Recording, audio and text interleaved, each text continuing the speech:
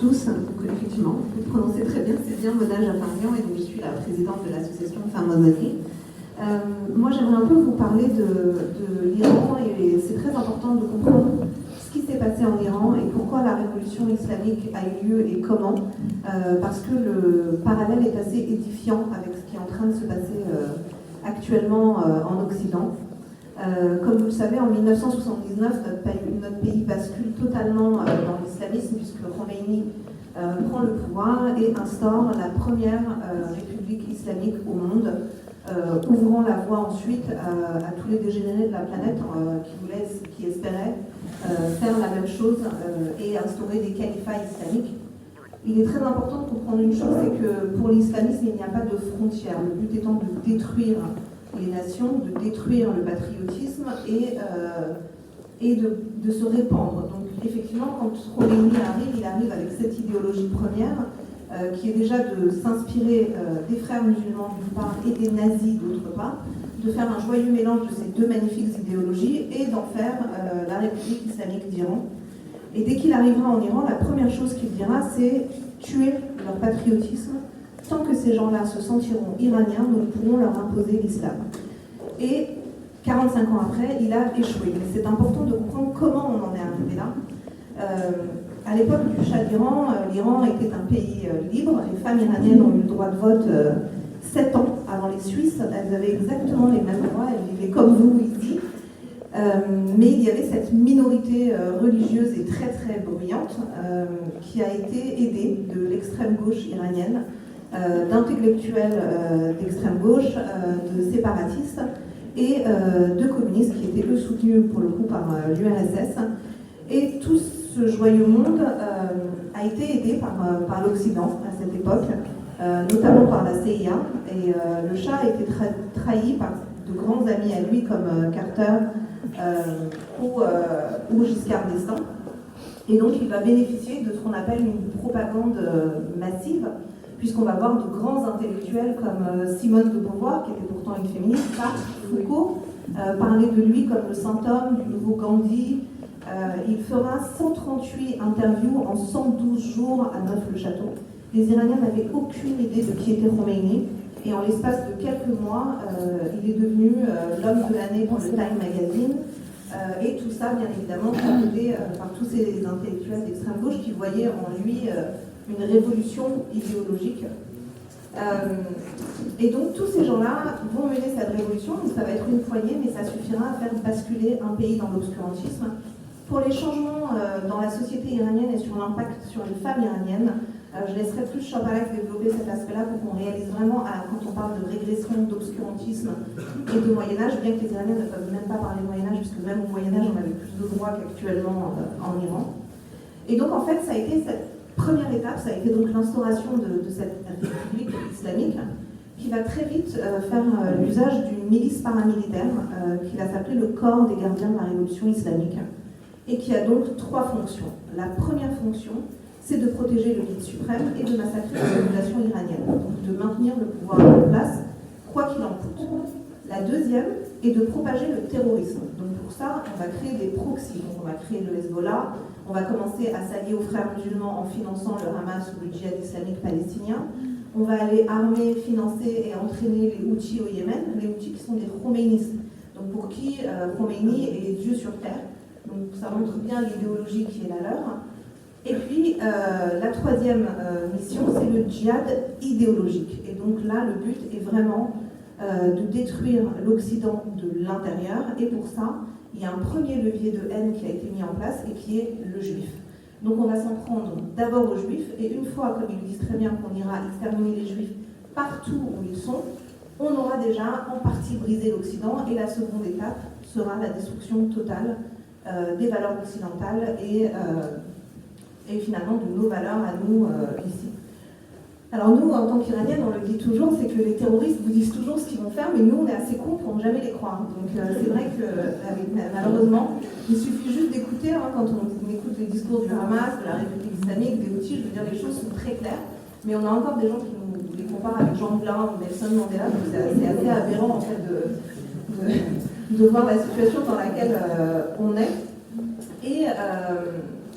Et ce qui est très important de comprendre, c'est que nous, on dit toujours que les Iraniens ont 50 ans d'avance sur vous, sur la laïcité. Parce qu'en fait, si vous prenez un pays au monde, vous n'avez vu aucune manifestation pro-palestinienne, c'est en Iran. Et pourtant, le slogan de la République islamique est quand même « mort à Israël, mort aux États-Unis ». Donc on les appelle le petit Satan et le grand Satan. Et dans notre passeport iranien, il y a même écrit qu'on n'a pas le droit de se rendre dans les territoires occupés. Mais ils n'ont même pas réussi à réunir 10 000 personnes pour faire une manifestation, malgré même les hommes du régime.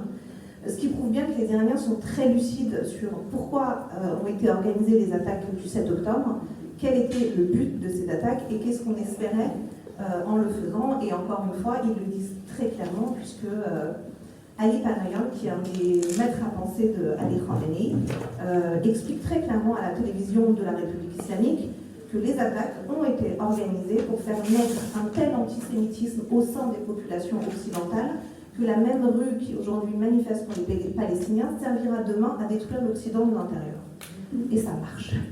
Ça marche très très bien, puisque du coup, ils ont renforcé cette place que les fréristes et la République islamique adorent mettre en avant, c'est-à-dire nous sommes le rempart à l'impérialisme et au colonialisme blanc qui détruit le monde. La réalité est que le plus grand fascisme et le plus grand colonialisme et le plus grand impérialisme au monde aujourd'hui, c'est l'islamisme, puisque c'est exactement ce qui a détruit tout le Moyen-Orient, qui commence à gangréner aujourd'hui l'Occident. Et malheureusement, nous avons face à nous des gouvernements complètement endormis, complètement inconscients, qui pensent profondément qu'il est possible de négocier avec les terroristes. Et bien évidemment, quand on parle de terrorisme, on parle de méthode terroriste. Donc dès l'avènement de la République islamique, ce principe d'otage d'État a été mis en place. Donc dès l'arrivée de Khomeini, ça commence avec l'ambassade américaine. La torture massive a été mise en place, les assassinats ciblés, le viol comme arme de répression. Donc finalement, tout ce que le monde a découvert le 7 octobre, c'est le quotidien des Iraniens depuis 45 ans, puisqu'on estime qu'ils ont tué près de 120 000 Iraniens uniquement par répression pour opposition au régime. Au total, au Moyen-Orient, la République islamique et tous les proxys islamistes ont tué près de 4 millions de personnes. Et pourtant, personne n'en parle et personne ne se mobilise pour cette cause qui est pourtant la première cause de meurtre et d'assassinat au Moyen-Orient. Alors pourquoi cette révolution Femmes et Liberté est aussi importante? Je pense que tout le monde est au courant, donc tout part le 16 septembre 2022. Marsan Amini, qui est une jeune kurde d'un milieu populaire, arrive à Téhéran, elle veut faire du tourisme, elle prend le métro, elle a un voile noir, un manteau noir très long, elle a une mèche de cheveux qui dépasse, et ça suffira à ce qu'elle soit frappée à mort dans la fourgonnette de la police des mœurs. Donc elle décédera 4 jours après, et le pays va s'enflammer. Toutes les couches sociales vont s'enflammer, et toutes les villes vont s'enflammer. Et cette prise de conscience, en fait, finalement, on s'est rendu compte que c'était une révolution, qu'il n'y aurait pas de marche arrière et que le peuple iranien irait jusqu'au bout. Mais malheureusement, le peuple iranien est très seul, puisqu'aujourd'hui, on est face à une Europe qui refuse de classer le corps des gardiens de la révolution islamique dans la liste des entités terroristes, de la même manière que les frères musulmans sont classés terroristes au Moyen-Orient, mais ne le sont pas en France. On a un Joe Biden qui a débloqué près de 50 milliards de dollars aux ayatollahs sur les 1 an et demi passés, parce qu'ils sont dans une volonté de réforme. Et le Quai d'Orsay est très clair, on veut réformer le régime, mais on ne veut pas que le régime change. Donc on est face à une inconscience totale. Et je vous le dis sincèrement, la victoire du peuple iranien sera une vraie victoire de l'humanité et une vraie victoire pour l'Occident, puisque par ricochet, une victoire iranienne, c'est aussi la fin du financement de quasiment tous les proxys terroristes au Moyen-Orient. C'est aussi un affaiblissement considérable de Bachar al-Assad, c'est un affaiblissement considérable de Poutine, puisqu'aujourd'hui, le plus grand fournisseur en drones suicides, maintenant en missiles et aussi en aide à la fabrication de l'armement, c'est aussi la République islamique. Donc en fait, partout il faut aller massacrer, fournir des armes, et en tout cas tout ce qui peut être fait pour affaiblir l'Occident vient du régime des ayatollahs, qui a d'ailleurs en janvier dernier intégré la BRICS. Donc en fait, c'est une super union de tous les pays qui ont énormément de matières premières et qui sont tous des régimes autoritaires et qui aujourd'hui se sont alliés pour cette destruction de l'Occident. Et c'est vrai que pour nous, c'est une aberration totale, parce que quand on voit la situation, quand on voit à quel point l'Europe est gangrénée aujourd'hui, et on le voit partout. Alors hier, moi, je suis tombée sur une annonce magnifique du Parti démocrate des musulmans. Donc je me suis dit, mais qu'est-ce que c'est que ça? Donc ils se sont inscrits pour les élections européennes. Et donc j'ai vu le programme. Bon, il n'y a pas de programme. Le seul programme, c'est détruire la laïcité. Voilà. Donc le but affiché est clair. Musulmans d'Europe, unissons-nous pour mettre fin à la laïcité, donc cette spécificité française, mais de manière générale au sécularisme. Voilà. Donc j'ai trouvé un deuxième parti, des indigènes, qui propose la même chose aux élections européennes. Et moi j'ai un peu envie de dire, mais que faites-vous? Réveillez-vous, qu'est-ce qui se passe en fait? Comment ça se fait que personne ne réagit? Nous, ça fait 1 an et demi qu'on nous traite de fascistes, d'islamophobes, qu'on est attaqués, qu'on est menacés de mort. Et moi, j'ai cette phrase de Sophia Aram qui me vient tout le temps à l'esprit, et elle dit je n'ai pas besoin que vous me souhaitiez toujours bon courage et que vous me disiez bravo, vous êtes courageuse de faire ça. Parce que la vérité, c'est que si on était des millions à dire ce que je dis, je ne serais jamais prise pour cible et je n'aurais pas besoin d'être protégée. Mais c'est parce que cette majorité qui pense comme moi est toujours silencieuse qu'on arrive à un stade où en fait il est trop tard.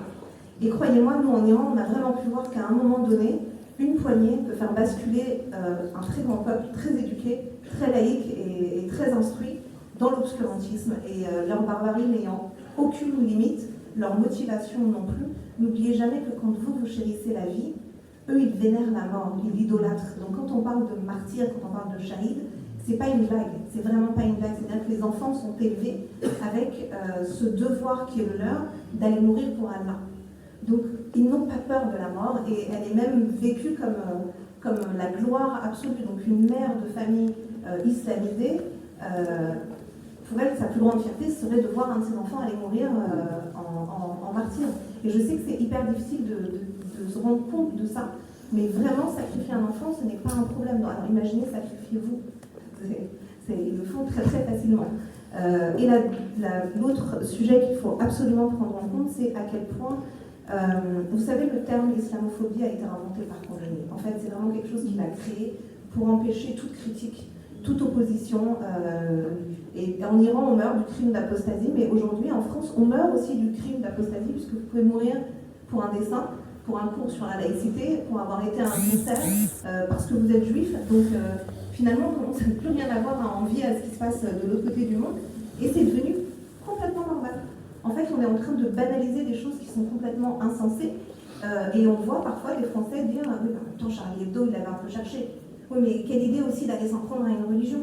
Et c'est les premiers pas, de la même manière que on se retrouve avec des affiches européennes d'une femme voilée, et on nous dit sa liberté, son choix, on peut être voilée et être émancipée. En fait, il faut bien se rendre compte que les femmes iraniennes, elles brûlent ce voile, et elles en ont fait le symbole suprême de cette révolution, pas parce qu'elles sont en train de lutter juste pour le choix de le porter ou non, mais parce que ce voile, comme le disait très bien Khomeini, c'est le marqueur sociétal de l'islamisme.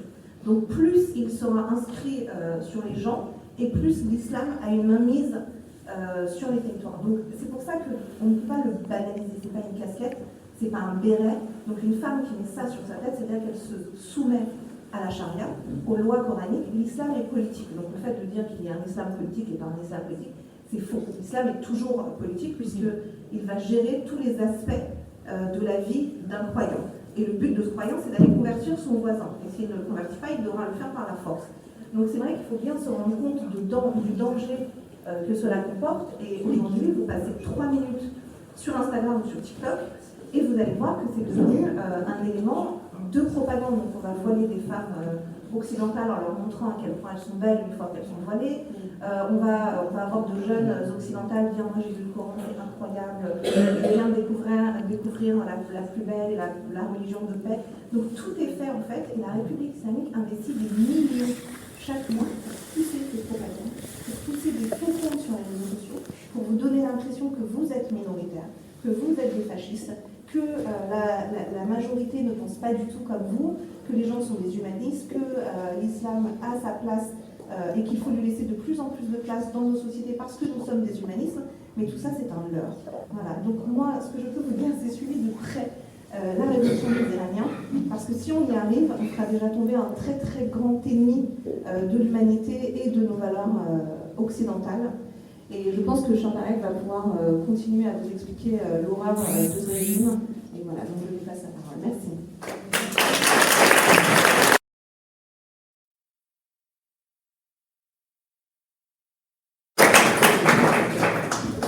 Merci Mona et merci au Café Laïque, à Florence et Fadila de nous avoir conviés aujourd'hui. C'est dans ces mêmes salons que nous nous sommes rencontrés lors d'une conférence que nous organisions à laquelle Florence, vous aviez participé en tant qu'intervenante. Et depuis, c'est passé beaucoup de choses, puisqu'en janvier, avec Fadila, nous avons pu partager d'autres moments importants. En février, puisque nous avons effectué ensemble avec une centaine d'autres femmes un voyage de mémoire à Auschwitz. Et c'est un voyage qu'on n'oubliera jamais et qui a fait germer l'idée de cette conférence ensemble, puisqu'on partage énormément de choses.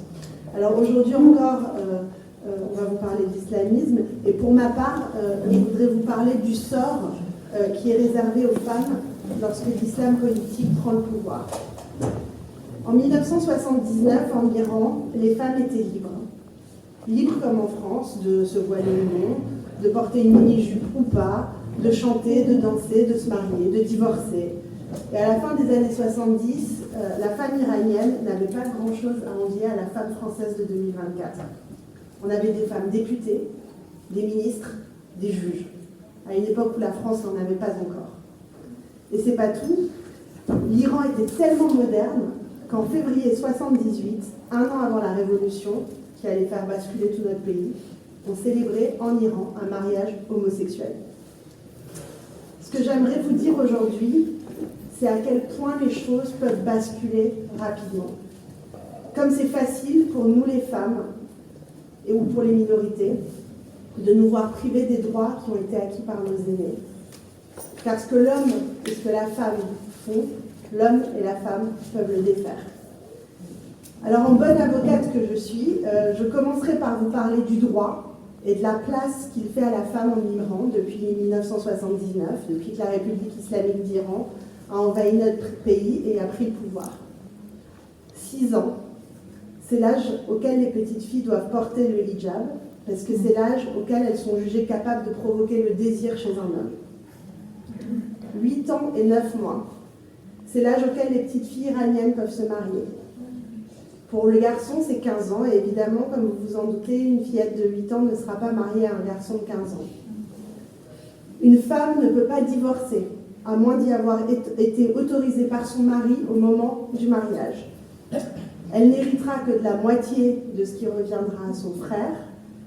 Elle n'a pas le droit de faire du vélo, de la moto, ou d'entrer dans un stade. Elle n'a pas le droit de danser, elle n'a pas le droit de chanter.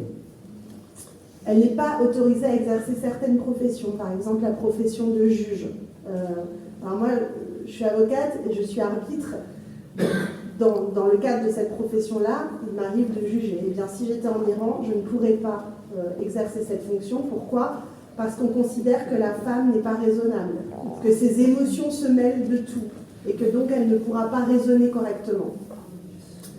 Une femme ne peut pas voyager sans l'autorisation de son père, une fois qu'elle est mariée, sans l'autorisation de son mari. Et je voudrais vous en parler très concrètement parce que c'est quelque chose que j'ai vécu de près. J'ai grandi ici, j'allais très peu en Iran, et il se trouve qu'au cours d'un voyage, mon père a fait un accident de voiture qui lui aura été fatal en Iran. Mais avant de décéder, il a fait un an de coma. Et quand l'accident a eu lieu, on s'est précipité avec ma sœur sans trop réfléchir et on s'est rendu en Iran. Alors moi, à l'époque, j'avais 25 ans, j'étais déjà mariée. Ma sœur, qui a 10 ans de moins que moi, n'était pas mariée, évidemment. Et donc, on s'est rendu là-bas sans trop y penser. Et en réalité, on s'est heurté à la réalité administrative des choses qui font que pour l'Iran, nous sommes considérées iraniennes. Moi, j'avais évidemment l'autorisation de mon mari de quitter le pays. Donc, mon mari français m'a signé une autorisation m'autorisant à quitter le pays. Ma sœur était bloquée.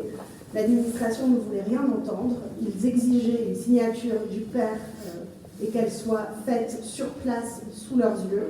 On avait beau leur expliquer qu'il était dans le coma et que ce n'était pas possible. Ils disaient « désolé, je ne peux pas partir ».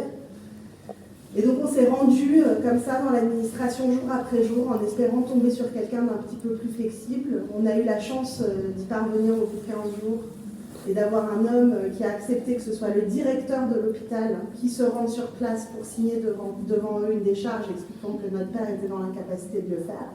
Et donc ce moment-là, pour moi, ça a été un déclencheur. Je me suis dit, je ne mets plus les pieds dans ce pays tant que la femme est une citoyenne de seconde zone. C'était vraiment trop traumatisant. Mais ça, c'est la réalité de la vie des Iraniennes chaque jour qui passe. Une femme n'a pas non plus le droit d'être en présence d'un homme qui ne soit pas son frère, son père ou son mari. Et si tel est le cas, ils seront arrêtés et fouettés. Depuis 1979, évidemment, les filles et les garçons sont séparés dans les écoles. Et même dans le cadre d'un mariage, vous allez avoir 2 salles séparées. Et si l'interdit est bravé, la police débarquera, embarquera tout le monde. Et ce sera coup de fouet pour toutes les personnes qui auront été attrapées dans le cadre de ce mariage. Donc n'importe qui aurait une mère, une épouse, une fille, une sœur, se rend compte à quel point tout ça est insupportable. Mais ne croyez pas que le régime est seulement cruel envers les femmes. Je vous ai dit qu'il y a 46 ans de cela en Iran, on célébrait un mariage gay. Aujourd'hui, si vous êtes homosexuel en Iran, vous finirez au bout d'une corde. Les chiens sont aussi la cible de la haine, puisqu'ils sont interdits car ils sont considérés comme étant impurs. Il y a de la pollution partout, on ne préserve pas les animaux qui sont en voie de disparition. Et vous voyez, c'est tout ça qui a fait éclater cette révolution Femmes-Vie-Liberté, puisque la jeunesse est profondément moderne, et toutes ces questions climatiques, environnementales, de liberté, d'aimer celui qu'on veut, eh bien en fait, notre jeunesse la ressent exactement de la même manière que la jeunesse ici en France. Mais toutes ces horreurs, elles existent en Iran depuis 45 ans, et depuis un an, comme on vous l'a dit, il y a eu une lueur d'espoir. Mais cette lueur d'espoir, elle s'est mêlée d'atrocités qui ont vu le jour en même temps. Alors avant Mahsa, on avait déjà de nombreuses victimes. On avait Reyhaneh, que je mentionnerai parce que son cas a marqué les esprits. Reyhaneh a été pendue parce qu'un homme avait tenté de la violer et qu'elle s'était défendue. Et donc ça a conduit à sa pendaison. Et malheureusement, Mahsa n'a pas non plus été la dernière, puisque depuis, il y en a eu des centaines, voire des milliers d'autres. Sarina, Nika, Addis, Roya, Armita, plein d'autres jeunes filles qui ont été battues à mort, torturées, défenestrées, violées, parce qu'elles revendiquaient tout simplement la liberté. Et ce qu'il est très important de savoir, parce que Mona vous parlait de l'Ayatollah Khomeini et de toute l'idéologie qu'il a mise en place à son arrivée, c'est qu'il a affirmé, dès qu'il a pris le pouvoir, qu'il fallait violer les prisonnières vierges avant leur exécution, afin qu'elles ne puissent pas accéder au paradis. Et depuis 45 ans, il y a cette répression et ces viols qui sont commis sur la population iranienne par les agents du régime. Alors je voudrais vous parler un petit peu de ces viols, et je vais commencer par une bonne nouvelle, ce sera malheureusement la seule de la soirée. La bonne nouvelle, c'est que le code pénal iranien sanctionne le viol. Et comme je vous le disais, c'est là que les bonnes nouvelles s'arrêtent, puisque le viol conjugal n'est évidemment pas reconnu, et que plus généralement, pour qu'un viol soit constaté, il faut un témoin oculaire. S'il n'y a pas de témoin, peu importe ce que dira le rapport médical, la femme sera considérée comme ayant commis un adultère. Et donc ça peut donner lieu à sa lapidation. Sachez également que le témoignage d'une femme vaut la moitié de celui d'un homme.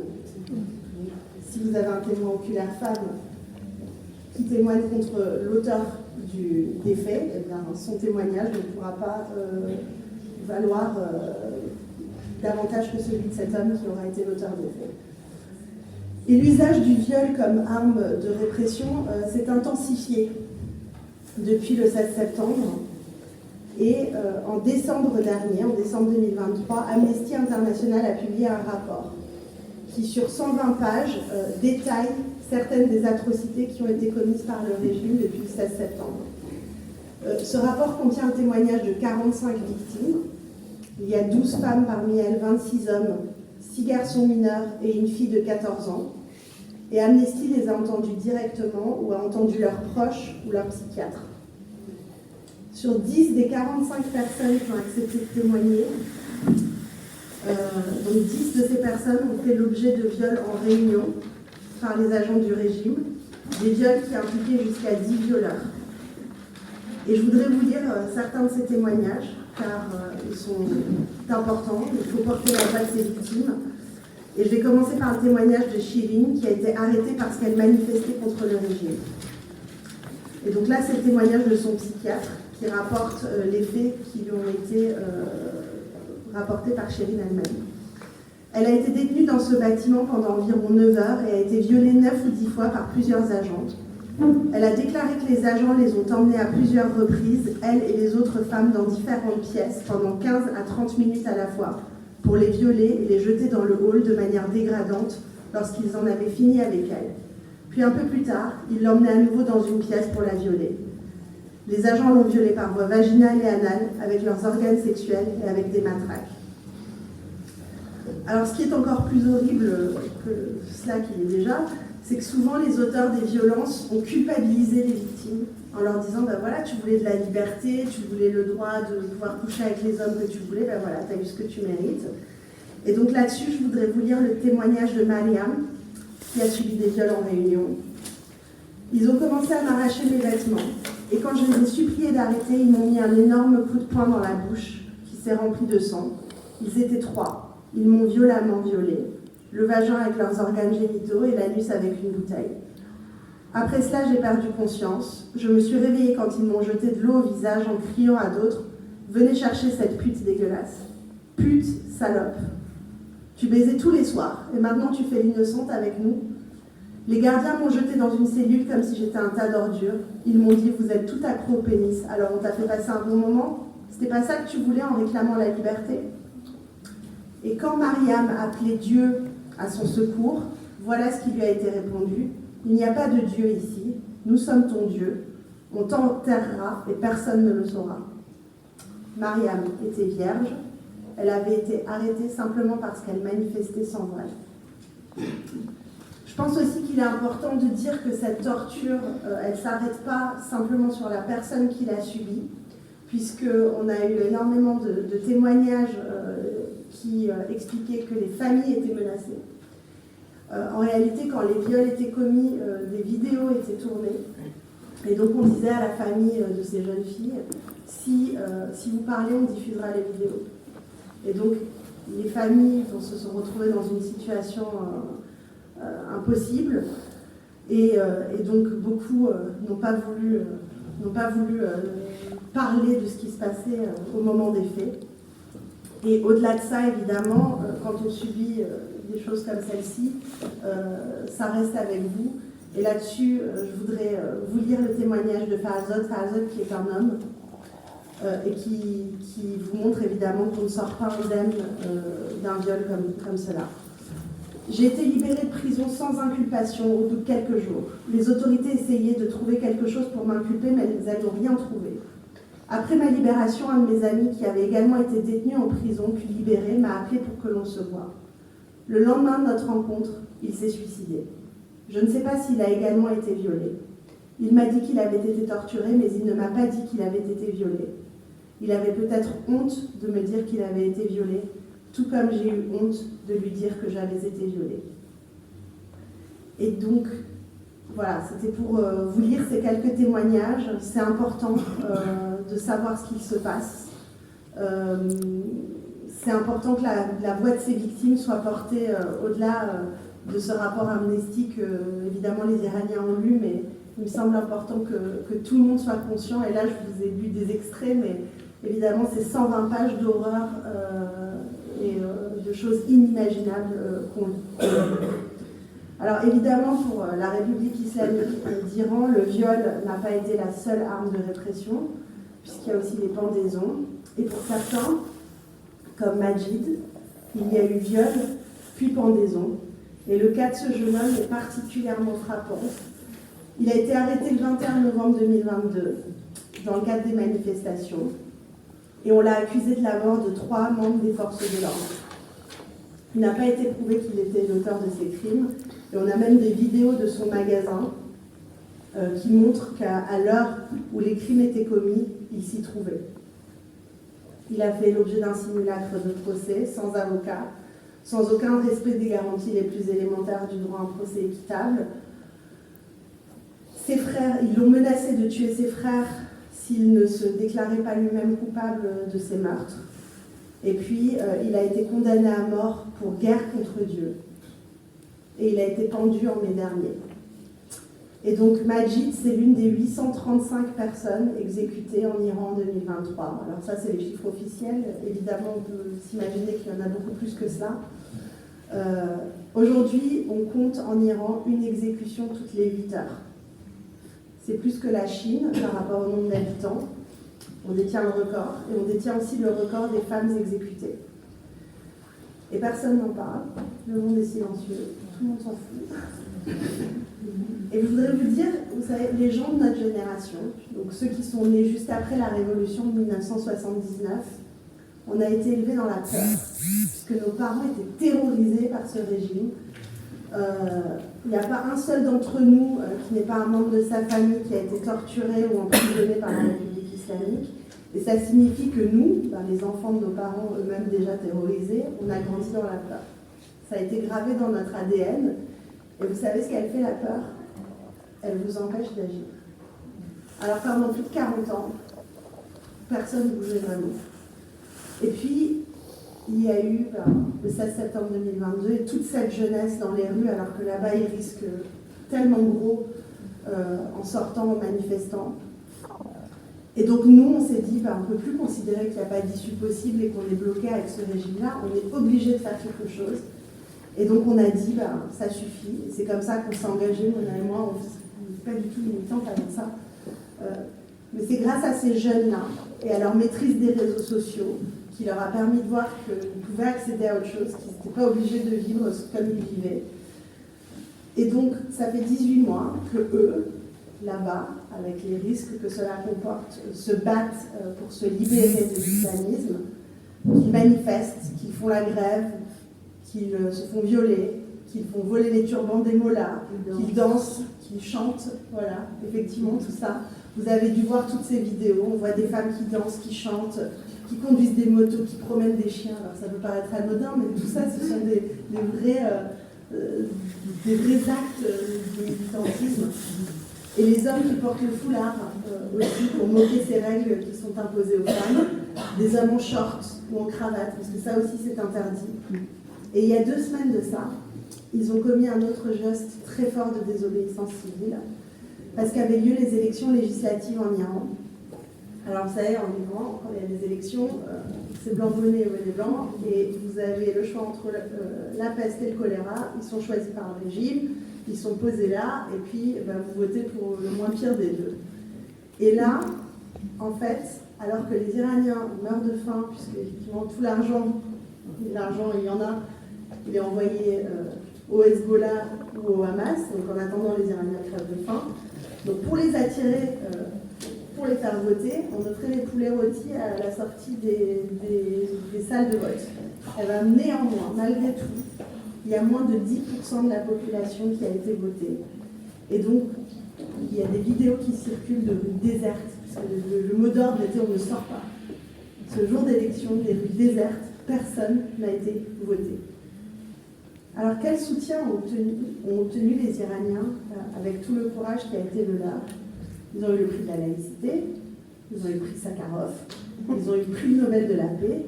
Tout ça a été décerné à notre mouvement Femmes, Vie, Liberté. On est super contents, mais franchement, c'est pas suffisant. On en a marre des symboles.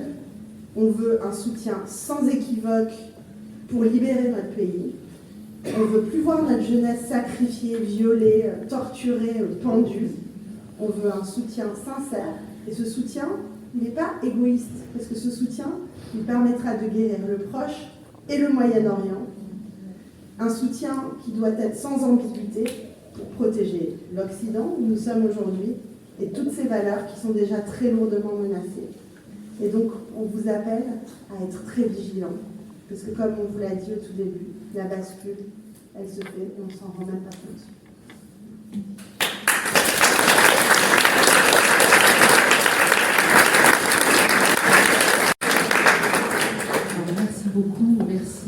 ces témoignages, merci pour ces exposés qui sont évidemment qui nous bousculent et qui nous rappellent aussi à quel point la liberté est très importante.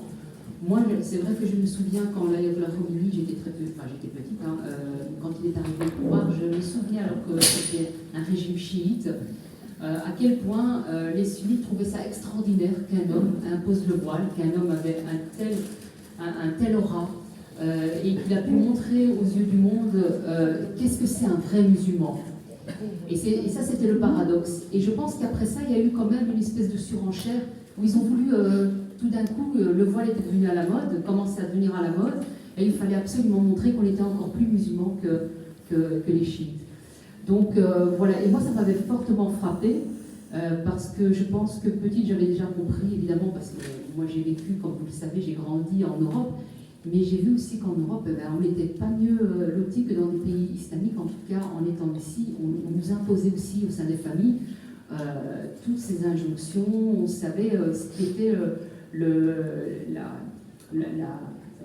les interdits, etc. pour les femmes. Donc évidemment, ce n'était pas quelque chose que moi j'avais envie de célébrer. Au contraire, j'avais très vite compris en fait que c'était un désavantage.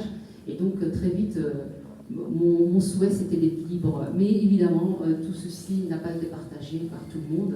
Je pense qu'à un moment donné, et c'est ce que Florence explique et ce que vous nous avez expliqué aussi, c'est qu'en Europe, malheureusement, nous avons des personnes, des groupes, des partis politiques qui ont soutenu et qui soutiennent toujours l'obscurantisme partout, aussi bien ailleurs qu'ici même.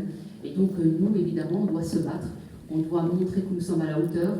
Nous sommes dans des pays encore, malgré tout, démocratiques. Vous voyez qu'on n'est pas non plus au point de ce que l'Iran a vécu. Néanmoins, on pourrait prendre exemple et justement, on doit s'unir pour se battre contre cet obscurantisme. Merci en tout cas pour vos exposés et je vais céder la parole à Florence avant de passer aux questions-réponses. Merci. Merci Fadila. En fait, moi, je vais te donner la parole. Tu fais partie des trois intervenantes, en fait, sur la question de l'antisémitisme. Alors, il y a des choses que vous nous avez décrites qui nous rappellent évidemment le 7 octobre. D'où vient cette violence, ce viol, cette haine absolue des femmes, mais pas que des femmes d'ailleurs, vous l'avez rappelé, donc ça, il faudrait peut-être s'interroger là-dessus. D'où vient aussi, alors, les familles musulmanes sunnites, comme tu le rappelles, se sont sans doute réjouies, mais il y a une autre catégorie qui ne s'est pas réjouie, mais qui a trouvé que finalement l'arrivée des mollahs au pouvoir n'était pas vraiment un problème. Ce sont les intellectuels français. Français ou européens, mais en particulier français. Tout le monde connaît le rôle de Michel Foucault, trouvant très bien finalement que l'ayatollah Khomeini prenne le pouvoir. Mais pas seulement, moi j'ai toujours entendu des Iraniens, des intellectuels iraniens, qui enseignaient en France, qui mettaient les pieds, je pense, assez rarement en Iran, pour nous expliquer que finalement la révolution sous le voile, alors, je pense par exemple à Fariba Adelkha, qui a été emprisonnée récemment en Iran et qui est sortie, je crois, au bout de 3 ou 4 ans, et qui nous avait expliqué dans un livre dont je me souviens très bien, parce qu'il avait été parmi mes livres de référence quand je travaillais sur l'islam en France, j'ai commencé il y a 30 ans, et qui nous expliquait quelque chose de totalement différent. C'était une nouvelle révolution sous le voile, c'était une nouvelle liberté, certes encadrée par l'islam, mais il y avait quelque chose d'émancipateur par rapport au colonialisme, en fait, à la culture qui s'était imposée de l'extérieur. Or, à vous entendre, on a un récit complètement différent, peut-être trop différent, dans la mesure où vous dites que ces femmes étaient libres. Peut-être étaient-ce les femmes des élites, comme c'est souvent le cas. Est-ce que vraiment c'était quelque chose, c'était une liberté qui existait, je fais exprès de vous poser les questions de cette manière-là, qui était vraiment profonde dans la population. Et après, je reviendrai peut-être vers Fadila pour qu'elle nous parle de cette violence. Alors, cette personne dont vous parlez, pas beaucoup d'Iraniens se sont inquiétés de ce moment où elle était otage en Iran, comme pas beaucoup d'Iraniens ont été surpris qu'elle soit libérée. La première, puisqu'elle a toujours été un porte-parole magnifique pour la République islamique. Et que comparé à des prisonniers politiques qui sont aujourd'hui en Iran et qui sont torturés, réduits au silence, qui n'ont aucun contact. Elle a quand même connu la prison pendant une grève de la faim. vu un film, mais si chacun, croyez-moi, n'a pas du tout le parcours d'un prisonnier politique en Iran, et quand vous êtes prisonnier politique en Iran, si vous sortez en vie, vous pouvez vous estimer vraiment heureux. Je sème une graine dans le même sens. Interrogez-vous quand vous voyez, nous, voilà, on a un rappeur qui a été emprisonné, on a zéro nouvelle, pas de son, pas de lumière, on ne sait pas où il est, ce qu'il advient de lui. Interrogez-vous quand vous voyez des personnes emprisonnées, capables de témoigner, de parler avec Angelina Jolie. Ça interroge quand même. Si vous avez filmé le diffusé, peut-être. Mais oui, en fait, effectivement. Et par contre, ce que vous disiez, en fait, on a nous, en tant qu'Iraniens, un très très gros problème aujourd'hui. C'est que le monde des médias, de la culture, de l'art est souvent, comme en France, un monde qui est dominé par l'extrême gauche chez nous. Donc cette extrême gauche qui finalement s'était associée aux Moudjahidines du peuple, qui sont un monstre hybride, puisque c'est des islamo-marxistes, donc il fallait faire, ils ont pris le top de chaque côté, puis ils ont créé une secte. Donc c'est vraiment les Moudjahidines du peuple, l'extrême gauche, et les islamistes main dans la main qui vont faire cette révolution. Exact, en fait, c'est pour ça que je vous dis, nous on a l'impression de revoir 79 en Iran, 50 ans plus tard, et aujourd'hui en Occident. Et malheureusement, donc, ce monde de la culture qui était celui qui a provoqué cette révolution, eh bien aujourd'hui a cette voix que nous n'avons pas, puisqu'on se fait souvent annuler quand on doit aller à la médias. On a souvent un petit coup de fil à une rédaction qui dit non mais prenez plutôt un tel. Donc par exemple on va avoir Azad Ekio qui est une magnifique porte-parole des réformateurs. Et on va donc... Alors réformateur en fait c'est un principe formidable qui consiste à dire qu'une république islamique peut être réformée et que finalement en allégeant certains aspects, il est tout à fait possible de les maintenir au pouvoir. Voilà. Donc la plus grosse escroquerie au monde et ça marche plutôt bien parce que le Quai d'Orsay applaudit. Le Quai d'Orsay il croit dur comme fer, donc il y aurait donc un islam modéré qui pourrait gouverner et dans lequel les gens ils ont fait la même chose avec Tariq Ramadan qui dit parler de réforme aussi et donc ça a été un peu dans le même sens en fait. Voilà, et en fait ce terme même de modéré a été créé justement pour faire avaler la pilule et abrutir les gens, parce qu'il n'y a pas d'autres mots pour pouvoir finalement laver le cerveau des gens au fur et à mesure. Mais c'est vrai qu'à l'Iran de l'époque, c'est tout le monde qui était libre. Donc c'est vrai que, vous voyez, j'en parlais il y a une semaine avec ma maman, et je lui disais, mais maman, sérieusement, à l'époque, vous aviez la laïcité? Elle me dit, oui maman, tu pouvais me croire, ne pas croire. Elle me dit, regarde ta famille, tu as une partie de notre famille qui est juive, une partie qui est zoroastrienne, une partie qui était née musulmane et qui ne croyait pas en Dieu. Voilà, elle me dit, tout le monde s'en foutait. Et je lui dis, mais à l'école, c'était comment? Le voile était autorisé, il était interdit. Mais j'en sais rien, tu m'en poses des questions, pas personne portait le voile. Donc en fait, on en était à un niveau où finalement on avait effectivement dans les classes populaires, moins éduquées, moins instruites, beaucoup plus de personnes voilées, mais qui n'empêchait pas finalement les autres d'être ce qu'ils voulaient. Donc on a tous dans nos familles des tantes qui se baladaient avec un petit bout de tissu sur la tête, mais qui n'interféraient pas dans les décisions. Mais 90% du peuple iranien n'avait rien à voir. Et si vous regardez aujourd'hui, toutes les fêtes iraniennes, et elles ont toujours été, sont zoroastriennes. Donc tout ce que les Iraniens fêtent, ce sont que des fêtes qui ont des millénaires et qui n'ont rien à voir avec l'islamisme, et que Khomeini a essayé à tout prix de détruire, mais qui n'est jamais parvenu à faire. Et je pense que c'est ça qui a fait qu'on a tenu bon et qu'on n'a jamais cédé à la propagande islamique dans notre pays. Moi, je voudrais juste rajouter un mot là-dessus, qui est très personnel. Moi, j'avais une arrière-grand-mère qui portait un petit voile, alors toujours de marque, mais son voile quand même, et une grand-mère qui sortait en boîte de nuit à Cannes, tous les soirs que Dieu fait, avec mon grand-père, qui allait au casino. Enfin, et mon arrière-grand-mère n'a jamais dit à ma grand-mère, mais pourquoi tu fais ça? C'est-à-dire que chacun, il y avait vraiment cette notion de liberté, chacun fait ce qu'il veut. Et oui, comme dit Mona, j'ai une lointaine cousine qui portait le tchador, c'est la seule de la famille qui porte le tchador. Elle fait ce qu'elle veut, on se moque un peu d'elle. Bon, voilà. Et en fait, c'était ça l'Iran d'avant. Aujourd'hui, c'est pire. Oui, aujourd'hui, il y a un vrai rejet. Il paraît qu'ils ferment une dizaine de mosquées par jour. En fait, il n'y a plus personne pour y aller. Et les Iraniens disent que le seul avantage qu'on a eu la République islamique, c'est que le peu de personnes qu'on avait qui croyaient encore, ils les vomissent maintenant. Et c'est vrai qu'on est.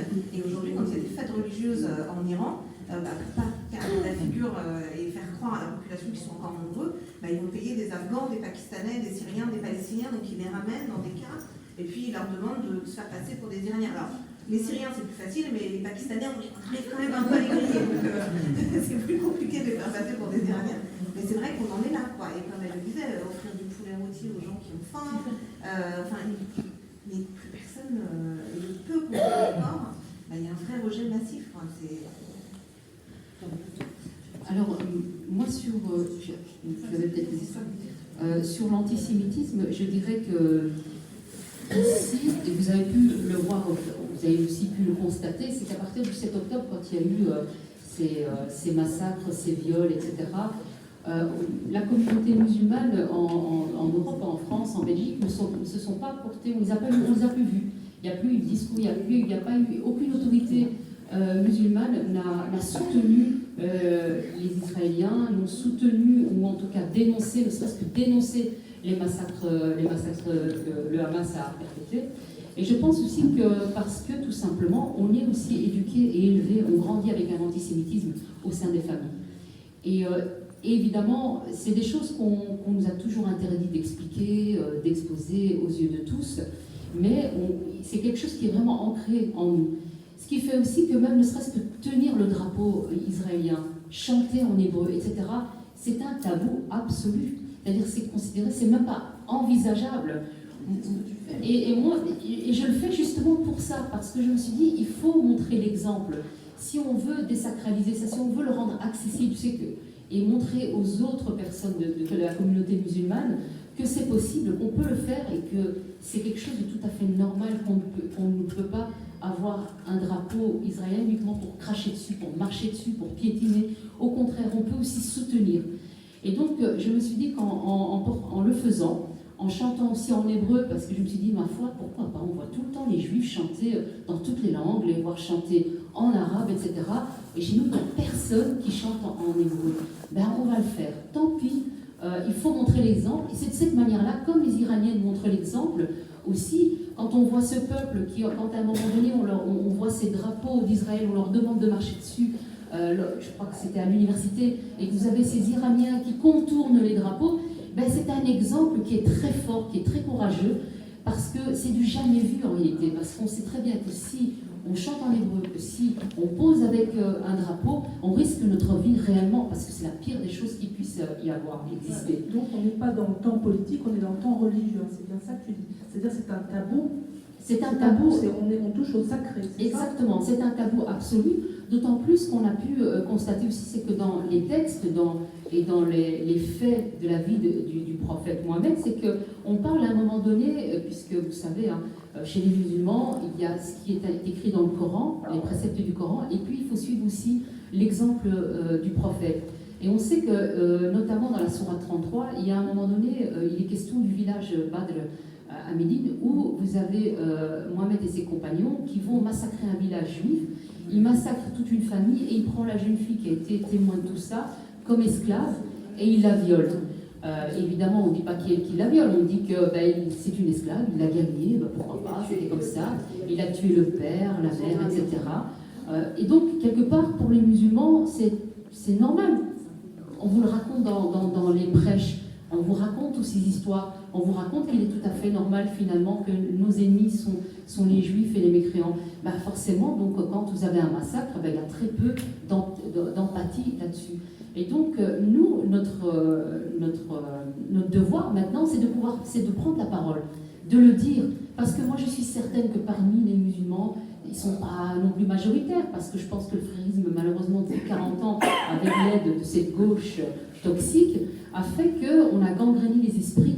Mais je suis sûre... Ils sont majoritaires ou pas? Je pense... Tu veux dire qui est majoritaire? Alors, justement, j'allais en venir. Donc, les gens qui pensent comme nous, on est plutôt minoritaires. Et vous avez une majorité de gangrénés. Mais j'ai de l'espoir quand même. Je me dis, si on montre l'exemple, peut-être que certaines personnes vont commencer aussi à dénoncer les choses et à apprendre, ne serait-ce que réfléchir, que ça les interroge, qu'ils puissent aller chercher la vérité, qu'ils puissent aller s'informer. Je pense que c'est possible. Moi, je garde en tout cas l'espoir. Après, ça va demander énormément de travail, mais d'abord, nous, de nous mobiliser, évidemment. C'est d'abord un autre rapport au texte.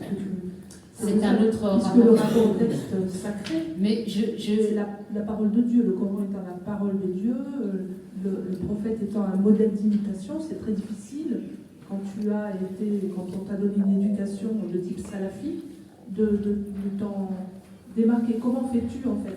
Reprendre la parole, c'est quoi concrètement? Concrètement, c'est d'abord dénoncer aussi ce qui se passe au sein des familles même musulmanes, c'est-à-dire toute cette violence. Parce que vous voyez, cette violence qu'on voit ailleurs, en réalité, on la voit au sein des familles. Il y a des viols, de l'inceste, des hommes et des enfants et des femmes battus, énormément, plus qu'on le pense. Moi, en tant que travailleuse sociale, j'ai été confrontée à ça. Il y a un énorme tabou, parce que d'abord, dans les familles, au sein des familles, on n'en parle pas. On ne peut pas dénoncer ses parents, c'est aussi un gros tabou. Ils sont sacralisés, et donc on ne peut pas, cette parole-là ne peut pas sortir. Et puis, il y a aussi la responsabilité des travailleurs sociaux. C'est-à-dire que chez les travailleurs sociaux, il y a ce silence, parce que c'est quelque chose qui est tellement énorme et qui dépasse, qu'à un moment donné, ils se disent, mais comment est-ce qu'on va faire? Donc, on préfère être dans le déni. Et puis, il y a le pouvoir politique, évidemment, quand vous allez vers les responsables politiques, vous dites, écoutez, nous, on est confrontés à ce problème-là. Est-ce que vous pourriez nous donner les moyens, justement, de parer, de faire quelque chose, de prévenir tout ça, de travailler sur ces questions-là? Et le politique vous dit, non. Non, pourquoi? Parce que ce sont les électeurs. Eux, ce qu'ils veulent, ils veulent des électeurs. Et donc, s'ils veulent des électeurs, il faut se taire, parce que les électeurs de cette gauche, ce sont la communauté musulmane, puisqu'on sait que dans certains départements, on sait qu'à Bruxelles notamment, des mairies, vous avez 43% de musulmans, ce sont des électeurs. Donc on se tait sur ces questions-là. On nous interdit d'en parler.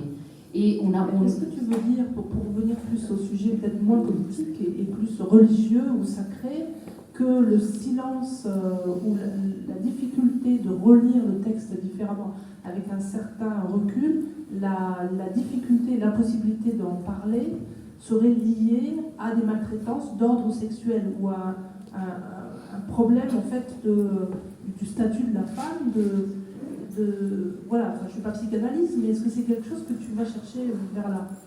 Moi, je pense qu'il faut aller aussi effectivement vers plutôt la psychologie par rapport à tout ça. C'est qu'on sait très bien que tant qu'on ne nomme pas les choses, mais on ne peut pas en sortir, on ne peut pas les guérir, exactement, le secret, les tabous, les secrets de famille, et la loyauté, tout ça est à retravailler. Il y a évidemment ce pan-là. Après, au niveau des textes, moi, je vois énormément de gens, et je vais vous dire un témoignage d'un ami qui était prof de religion islamique, qui a perdu son fils, qui a été massacré, qui a été torturé, parce qu'il était homosexuel en Belgique. Il a été torturé pendant 2 jours par 4 individus, donc pendant une soirée, il sort en boîte, il s'est fait embarquer, et il a été tabassé, violenté, etc., pendant plusieurs heures. Et on l'a laissé pendant 2 jours, 48 heures, il était dans un champ oublié, et puis il en est mort. Et cet ami, qui est professeur de religion islamique, il savait que son fils était homosexuel, il n'en a jamais parlé, il a gardé ça secret, ils n'ont jamais discuté. Et puis, quand il a appris la mort de son fils, il a eu énormément de regrets, il en a été profondément blessé. Et il s'est pris pour mission d'aller dans les écoles, d'en parler, d'ouvrir les esprits des jeunes musulmans dans les établissements scolaires. Il s'avère qu'il était à la retraite, enfin, il était quelques mois plus tard à la retraite, et il s'est donné cette mission-là. Et puis un jour, je l'appelle, je lui pose une question, et à un moment donné, je lui dis, alors comment ça se passe dans les écoles? Est-ce que tu arrives à faire bouger les choses?